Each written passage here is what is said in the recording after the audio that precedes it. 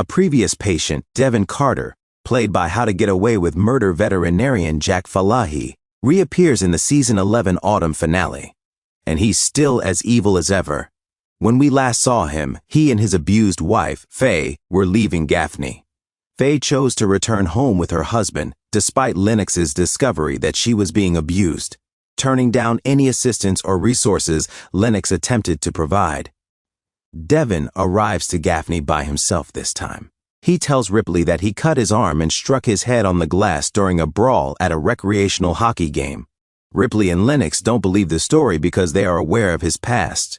Lennox takes matters into her own hands and visits Faye's home to do an informal wellness check since she is concerned about her well-being. When she gets there, Faye is choking on her own blood while lying at the bottom of the basement stairs. The woman is obviously disturbed and severely damaged, yet she doesn't seem to be near death. Lennox is compelled to leave the woman alone on the bottom floor while she goes back up to the first floor to ask for assistance because there is no cell coverage downstairs.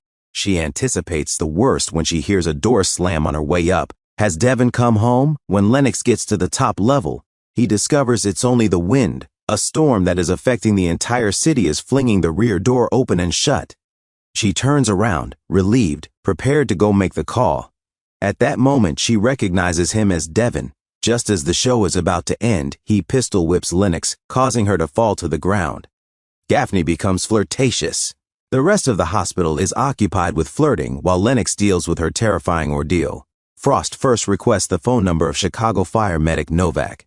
Novak rejects his sluggish approaches and uses a Sharpie to write 911 into his forearm. However, given that Naomi has finally confided in him, Frost isn't overly disappointed by the minor rejection.